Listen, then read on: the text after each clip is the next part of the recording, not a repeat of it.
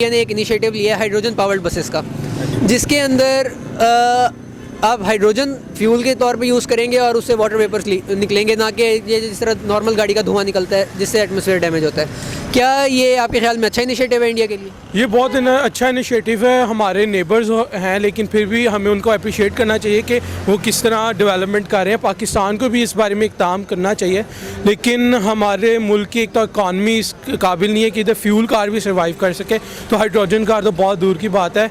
तो बहरहाल इसके तो बहुत फ़ायदे हैं कि आपकी ओजोन लेयर डैमेज होने से बचेगी, कार्बन डाइऑक्साइड की कमी हो जाएगी एटमॉस्फेयर में।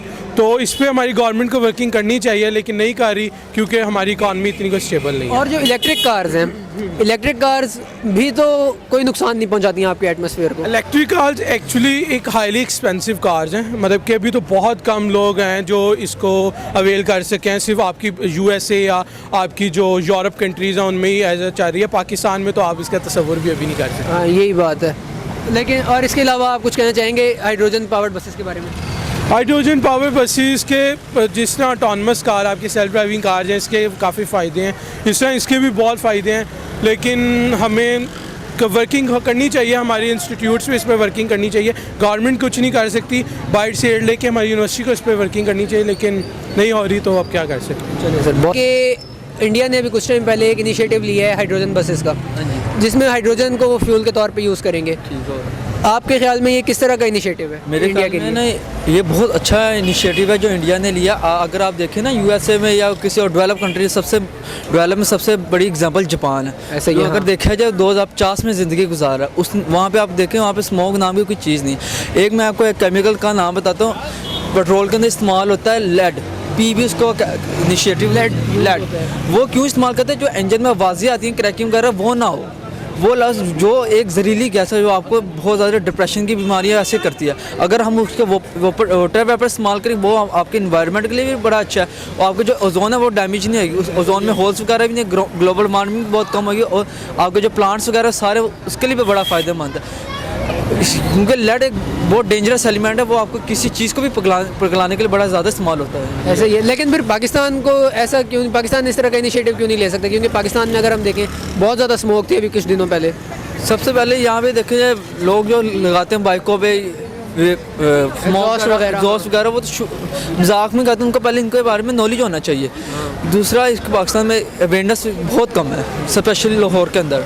और ये देख लिया आपके सामने सारा कुछ ऐसे ही है, लाहौर में भी अवेयरनेस बहुत कम है। लेकिन ये हमारी गवर्नमेंट भी इस चीज़ को सपोर्ट करती है कि नहीं आपके ख्याल में? सपोर्ट जब करेगी उनका फोकस होगा। मैं जो पहले वो अपने क्राइसिस से सब बाहर हैं। सबसे पहले आपके सामने पॉलिटिकल क्राइसिस कितना है। कोई भी आपको इंडस्ट्री आपका पाकिस्तान में कभी भी नहीं है। मैं आपको मिसाल देता हूँ, हमारा छोटा सा मोबाइलों का काम है। आईफोन की इंडस्ट्री जब इमरान खान के दौर में था, यहाँ पे आई थी, वर्किंग शुरू हुई।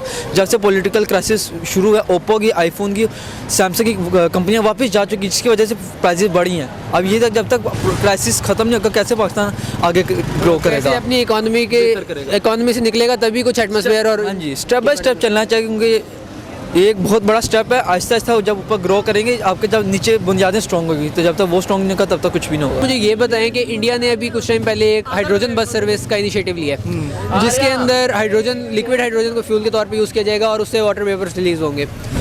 क्या आप इस इंडिया के इस इनिशिएटिव को किस तरह समझते हैं? मैं इस तरह समझता हूँ कि इससे एक तो पोल्यूशन फ्री हो जाएंगे हम, ठीक है, और ये जो हमारी ओजोन लेयर जो है वो डैमेज ओजोन लेयर जो डैमेज हो रही है ये नहीं होगी, वो नहीं होगी। और उसके बाद जो ग्लोबल वार्मिंग बढ़ रही है वो इतनी नहीं इंक्रीज होगी, वो कंट्रोल होगी, यानी कि पोल्यूशन फ्री है तमाम।